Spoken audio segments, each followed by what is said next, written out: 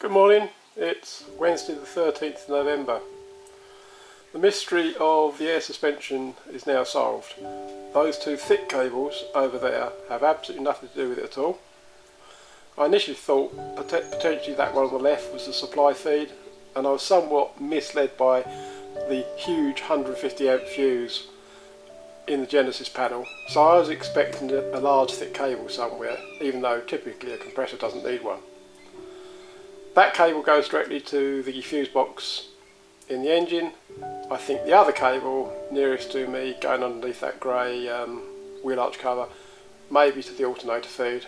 They look a bit odd to me because they're going across other cables.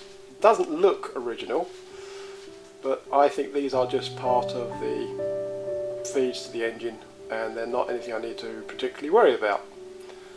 Now, I got under the van yesterday to actually look at the air suspension, and the cabling actually runs along the driver's side.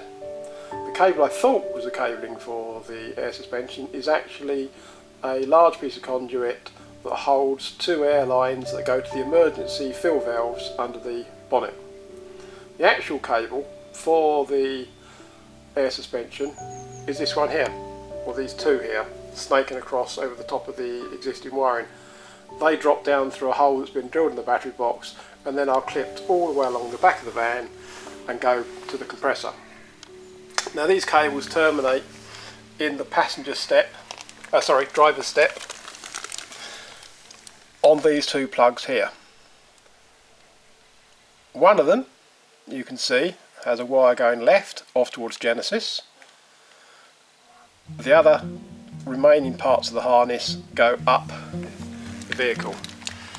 The shiny black cable you can see there is this rather long bit that was coiled up, and that goes to the driver's manual control switch and LED.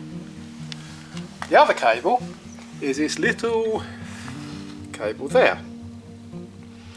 That winds its way up through the metalwork, over the bulkhead, round the houses and drops down, and it's actually been wired in here to this connector that is on the back of the fuse box. I don't exactly know what it is, and I don't think I need to know either. It may be CAN bus connectivity. I don't think it's getting power. It may be integrated with something else such as a headlight, motor control, but it's not something I need to worry about. The part I was interested in finding was just the source of the cable and how it's powered. And within this piece of wire down here, there are those two fuses there, which I thought initially may be for the heater, but those two fuses there, 140 amp for the compressor and one 6 or 7 amps for the remote controls and other bits and pieces. It's earthed to the earthing block there, and there is a separate trailing lead that's just going off down there that goes to the battery.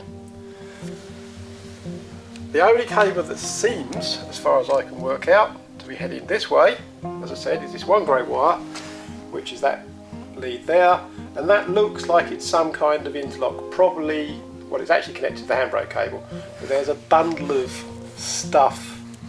Oh, can't zoom in. There's a bundle of bits here as well, which I need to investigate. I think it's just a bundle of cables, but there may be other things in there as well. But I'm guessing now, and it's all guesswork at the moment, that the air suspension probably can't be lowered if the handbrake isn't on.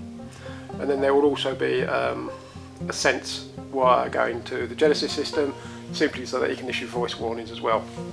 So, I'm now going to put this main fuse box back in, because I'm done with my research on the air suspension. I now know how to deal with it. Quick mention of this thing here, whole bundle of fuses. Well, I think they look like inline fuses.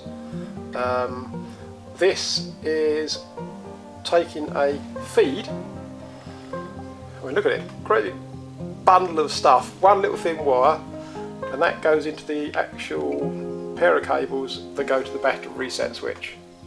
So I suspect there's probably a permanent 12 volts on that red wire, even when the Genesis battery isolation relay is fired off. they're designed to power something up within the dashboard, because they all seem to run down into here. And it may well be that they're supposed to keep things like the instrument cluster powered up so the clock doesn't lose its settings, etc.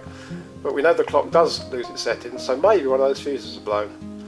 I'm going to trace all that lot at a later date, depending on whether the Genesis system stays or not. If the Genesis system comes out, then this becomes redundant, and I have to deal with those anyway. That's part of the reason why this is all still dismantled. So there we go, a bit more information about what we're finding. I haven't removed this speed limiter box yet, mainly because I don't see any need to if it's not actually performing any function. Anyone can do that. So I'm going to put this fuse box back in. I noticed that either it's got a bolt missing or something's happened here. This is all bent and twisted. Maybe when it was disassembled when it was first put together, or maybe that's the bolt hole for the cover that goes on here and it's misaligned for some reason. I'll put all this back together, and the next job is, I've got my toolbox in the way. The next job today is I'm going to break down the wiring for the heater, so I can power it up separately just off a battery, because we're going to need the heat on in here at the weekend, if not sooner. I'm starting to get cold past few days. So that's the plan for today.